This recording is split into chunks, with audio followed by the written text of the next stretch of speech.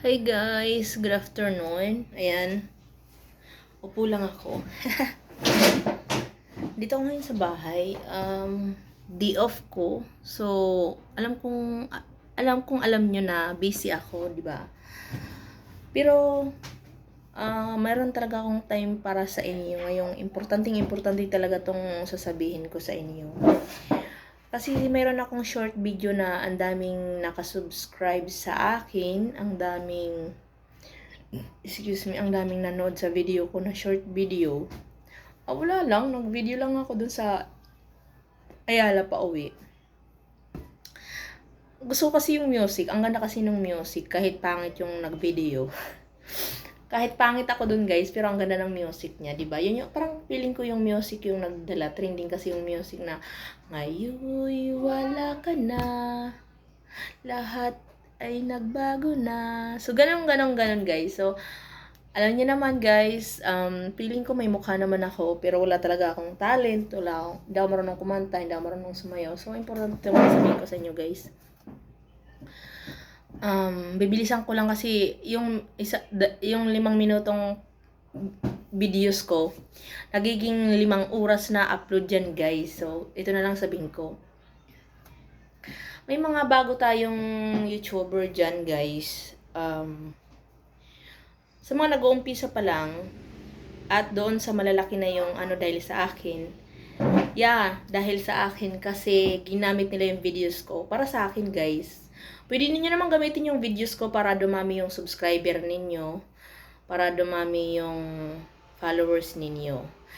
Salamat sa mga nag-like, shares, and subscribe. Yung iba hindi ko alam kung kumikita na kasi feeling ko kumikita na. Isipin nyo guys, yung isa niyang video na mukha ko yung gamit, 2.5 million views. Isipin mo yan guys. Alam niyo kung bakit? Nahuli ko siya. Gumamit ako ng ibang cellphone. Sinearch ko yung pangalan ko. Naglabasan doon guys na ginamit nila yung mga videos ko sa India. Kahit saang lugar guys na gumagawa ng content. So, okay lang naman. Pero, gamitin sa mabuti ha. Kasi na isang beses meron akong nakita, nakalagay doon, mamasang. So, bakit mamasang, 'di ba? Wala lang, naitanong ko lang kasi yung caption niya kasi or title niya is mamasang. Parang sobrang tanda ko na ba talaga? So, yun lang. Hinaan ko yung boses ko kasi yung kapitbahay namin baka marinig. So, ayan, sipagan nyo mag-video, sipagan nyo mag-upload. Alam kong galing kayo sa akin na start kayo sa 0 subscribers. Ako kasi nag-start ako sa 0 subscribers, 0 followers, 0 viewers. So, syempre ako, kahit nagtatrabaho ako, parang ginawa ko lang siyang, ang tawag dito, pastime. Kumbaga, wala lang, trip ko lang mag-upload ako. So, hindi ko pala akalain na maraming manonood sa akin. Doon nag-start guys, kaya sinipagan ko kasi sa Facebook talagang kahit hindi ako maka 100 views sa Facebook ha, nung araw, nung hindi pa ako nag-YouTube. Tapos sa YouTube, 1,500 views ako guys. So, doon ako nag-start na mag-upload hanggang sa na-monetize ako. Kasi hindi lang naman dito tayo sa Pilipinas napapanood guys, buong mundo. Isipin nyo kung saan ako napapanood, hindi ko na rin mabilang. Dati, mga Egypt, mga Sri Lanka, mga Indonesia, Bangladesh, kung saan sang bansa guys. So isipin mo, nakakatuwa na sa bahay ka lang, nakaupo, pero napapanood yung videos mo sa iba't ibang, sa buong mundo, di ba? Hindi ko nga alam kung, tapos may mga kamag-anak pa ng artista na nanonood sa akin. So parang, sarap ng feeling. So, minsan naisip ko, mag-artista ako guys. Gusto ko, sana mapansin ako. Sana mapansin ako ng mga taga GMA7, tsaka sa mga TV Patrol, or di kaya sa channel to. Ano ba yung channel to dati? A2C ba yun? A2C. Anong ba yun? Anong channel ba yun? Sa Showtime, ayan, sana mapansin ako, or sana gusto kong mag-artista guys balang araw. Yung gusto ko gumanap na gusto ko yung magkaroon ng pelikula na kabit. Kasi guys, madalas ako mapagsilosan. So, ayan. Gusto ko ang role ko doon, maging kabit. Ang aga. Kasi masakit yung feeling na hindi pa ako kinakasal, pero may kabit na. So, parang relate ako sa mga ganyan. Ayan, kung kukunin niyo akong artista, gusto ko maging kabit. Kabit yung role ko, ha. Kasi guys, alam nyo na, syempre, lagi tayong inaaway ng mga asawa para lang mapagsilosan. So, gawin na lang natin. Pero sa pelikula lang yan na, guys. Yan lang. Sige, balik na tayo sa dati. Para sa akin, guys, sa mga nag-umpisa lang dyan at gusto nyong kumita ng pera, mag-upload kayo, damihan nyo ang upload. Kung may talent kayo, sumayaw at kumanta, gawin nyo. Kung maaari, wag kayo gumamit ng music kasi copyright na yon.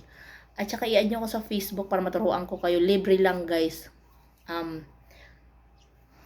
Marlene Dumasig. Ayan, kulay maroon na yung suot ko. Hindi na siya kulay itim, kulay maroon. Wag yung kulay puti, guys. Hindi ako yan. Scammer yun. Ginamit nila yung pangalan ko.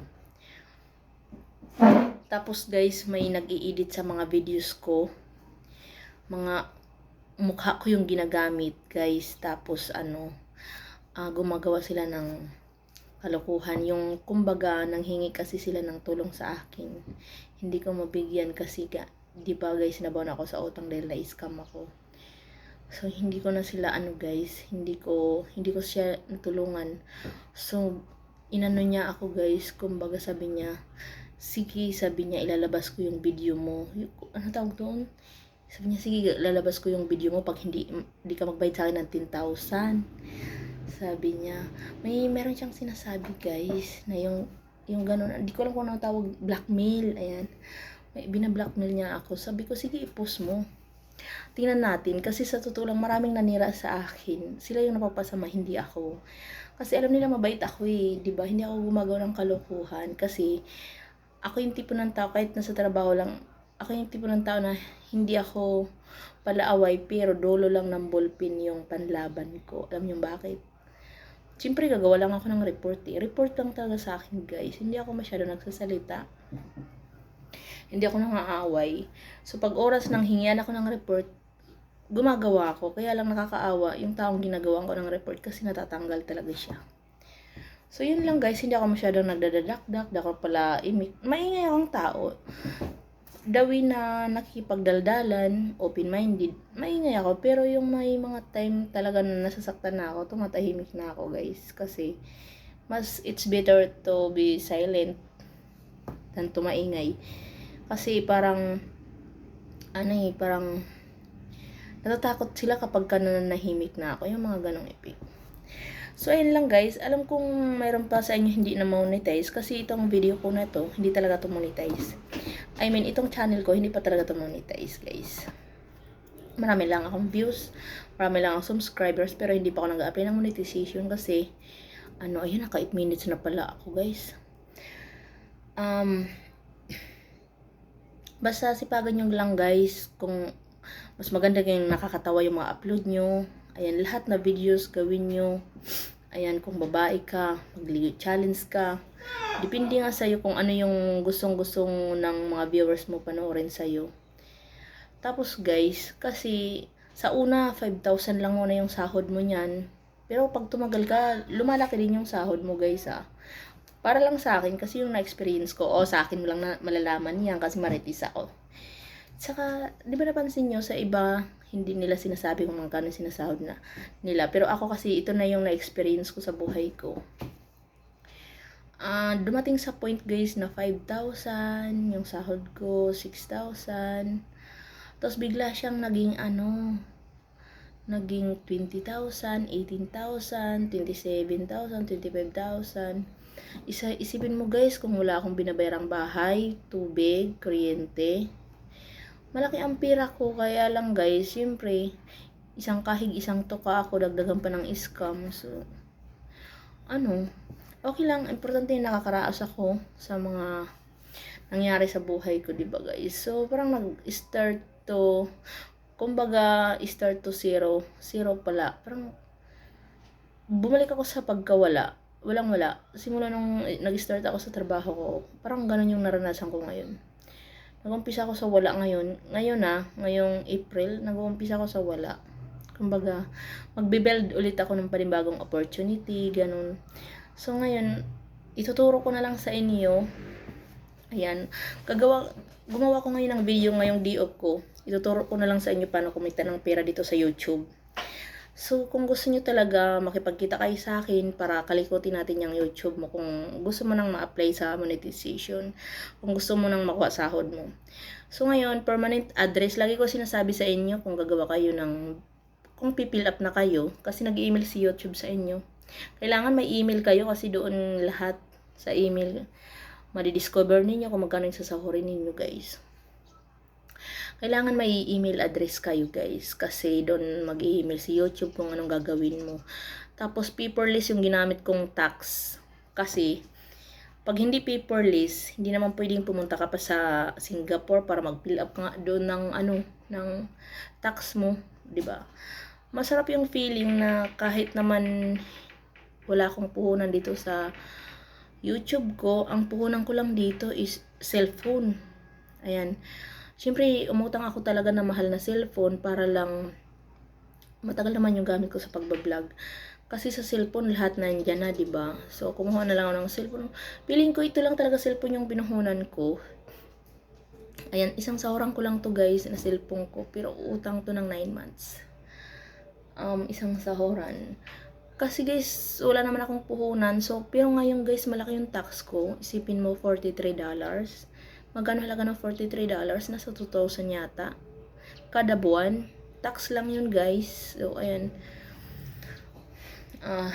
Lang. Guys, seryoso, housekeeping lang ako dito sa Pilipinas. Private company. Gusto ko lang i-share sa inyo na yung kinikita ko sa bilang housekeeping, isang beses nag-live ako, di ba napansin nyo? Dumaan yung katrabaho ko, walang naniniwala na ay hindi niya alam, walang nakakaalam sa mga katrabaho ko. Sa inyo ko lang to sinabi kasi sa inyo lang din naman ako nagtiwala, dahil kung hindi din naman dahil sa inyo, di rin naman ako makakasaho, di ba? Ngayon, ang natitira talaga sa sahod ko is 3,000. So, makakaltasan pa ni RCBC Bank payroll account. Sa aking salary loan is 1,666. So, magkano na lang natitira, di ba? So, feeling ko, mga 3,000 isang buwan ko sa housekeeping ang natitira. O, di ba hindi makakabuhay pamilya yan? Ang laki kasi ng loan ko, guys. 4,000 kada cut off ang kinakaltas ng agency ko. Dahil may Pag-ibig, salary loan ako, may company loan, aero loan, ganun. 10,000, pero ang maganda doon is wala namang tubo yung 10,000 na loan ko. Yun ang maganda naman doon. Yun yung advantage sa amin. Ngayon, buti na lang na kahit ganun, sinalo ako ni YouTube. Ayan. Si YouTube yung feeling ko sumalo sa kahirapan ko. Ayan, kasi sa trabaho ko ngayon, guys, parang nagtatrabaho lang ako para pambayad sa utang ko. Ayan. Pero kaya hindi ako nagre-resign sa trabaho ko bilang isang housekeeping. Nagpo-focus ako sa trabaho ko. Parang itong pag-YouTube ko, parang sideline ko lang to. Pero mas malaki ang kita ko sa sideline kaysa sa regular kong trabaho. Hindi ako nagre-resign sa Aeroplus kasi malaki yung utang na loob ko sa kanila. As in, nag-umpisa ako sa wala. Tapos ngayon, kahit papano, nakakuha ako 2 bahay. Pero naibenta ko na yung isa kasi hindi ko na kayang bayaran. Nakakuha ko ng shop, nakapagpa-brace ako. Kahit paano, nagka-motor kami. Ayan, di ba? Kumbaga, nag-umpisa ako sa wala, pero parang step by step yung nakukuha kong blessing. Ayan. Tsaka binigyan din ako ni Lord ng pag-YouTube. Parang step by step nga rin yung blessing, di ba, guys? So, i-share ko na lang din sa inyo yung galing nga ako sa kahirapan. Kahit papano, nakakaahon din naman tayo sa kahirapan. Pero ngayon, i-share ko nga sa inyo, guys, yung pag YouTube ngayon, ayan, nailabas ko na lahat. Sa totoo lang, ayaw ng kapatid ko na ikwento ko sa inyo. Pero wala kasing alam yung kapatid ko kasi hindi kami close. Ayan, ang sinasabi ko sa inyo yung mga nangyayari sa akin kasi yun naman talaga yung ginagawa ko. Tapos, mag-upload kayo ng mag-upload. Ito lang tatandaan nyo guys, mag-upload kayo mag-download kayo ng YouTube Studio. Basta YouTube Studio guys, malalaman nyo kung ilang subscribers nyo, yung YouTube Studio na yan. Malalaman nyo kung, basta mayroon kayong Google account para may Google AdSense kayo. May YouTube Studio kayo, malalaman nyo doon yung ilang subscriber na kayo, ilang viewers na kayo. Ayan, kasi sa susunod nyan, makikita nyo na kung magkano sahod nyo. Kung ilan yung watch hour ninyo. Ngayon kasi dalawa lang yan eh. Watch hour lang muna ang nandyan sa YouTube Studio ninyo. Tsaka subscriber kung ilan. Kasi sa susunod nyan, pag 1,000 mahigit na magiging 3 hanggang 4 na yan. Yung pang-4 is revenue. Yung pangatlo, yung basta 4 na yun guys sa susunod. Sipagan nyo lang ngayon. Ang sa akin lang, sipagan nyo ng sipagan mag-upload. Tapos regular yung ilalagay yung address. May tutorial din naman sa ibang YouTube. Di kasi ako marunong mag-edit-edit. Kasi yung video ko, pure, natural, without chemical. Ayan. Ano siya, hindi siya scripted yung mga videos ko. Kaya hindi na ako nag-i-edit guys. Walang pakimi-kemi, diretsahan. Basta kung sino lang nanonood sa akin, yun lang yun. Pero thank you so much nga pala guys sa mga nagbibigay sa akin ng mga pangmerienda dyan Ayan. Araw-araw may 100, 120. Ayan, di ba? Kumbaga slowly but surely may pambili na ako ng merienda. Ayan. Thank you so much sa mga God bless po. God bless everyone. To those people who support my channel. Ayan, thank you for loving me and my channel. Sa mga nag-like, shares, and subscribe, nag-send ng super thanks, super stickers, at super chat. Thank you so much. Ayan, ang dahil sa inyo guys, makakabayad na rin ako sa utang sa wakas. Ayan, pagbalain kayo ni Lord. Ayan, long life and everlasting happiness. Ayan, thank you so much. So, ayan guys, naalala ko na naman. Kaya sinabi ko sa inyo na permanent address yung ilalagay ninyo kasi pinapadala ni Google AdSense sa post office ang inyong Google PIN. 6 na number yun. Tapos, ipapasok nyo yan dun sa Google AdSense. Kailangan kung maaari yung cellphone ninyo guys is malinaw yung camera or yung panghabang buhay na. Kumbaga mamahalin ang kun yung cellphone kung meron talaga kayong cellphone. Kasi parang siya yung bubuhay sa atin. Ayan. Kagaya ngayon, ang cellphone ko guys yung bumubuhay sa akin. Ayan. Tapos load 50 pesos kasi hindi naman ako makapag-upload kung wala akong load, diba? So, upload lang guys. Ayan. Mas marami, mas maganda. Ako kasi guys, kwento-kwento lang ako kasi kumbaga, pang-host lang ako. Hindi ako pwede sa mga talent kasi hindi ako marunong sumayaw, hindi ako marunong mag-sing and dance. Wala akong talent. Minsan, feeling ko pagpapatawa lang ang alam ko, pero hindi gaano. Nag-umpisa pa lang ako. Ayan, nakita ko dito guys kasi pinapanood ko rin yung mga vlogs nila naman papa-jacket, ayan. Magagaling naman sila sumayaw. Ayan, copyright nga lang yun guys. So, i-mute nyo guys. Kaya lang mamamute nyo yan guys kapag monetize na kayo. Kasi kahit ako ngayon copyright yung iba kong videos. Tapos, it's restriction. So, ayan. Hindi ko siya napagay-nabangan. So, 19 minutes na guys. Ang masaklap nito guys. Buong magdamag ako mag-upload nito na aking video guys. So, nakapagdaldala ko ngayon kasi wala yung kapatid ko. Naglalalamog. So, ayan. Pinakita ko sa inyo guys yung likod bahay namin. Ayan. Makalat dahil piling ko wala ng tao dito sa bahay. Hindi na naglilinis yung mga anak ko. Kung kailan na tumanda na guys. Pero pinagtsagaan ko na lang basta importante nag-aaral sila mabuti. Yun lang na lang sa akin guys. Hindi na ako nagsasalita. Magtrabaho sila hindi sa bahay. Okay lang.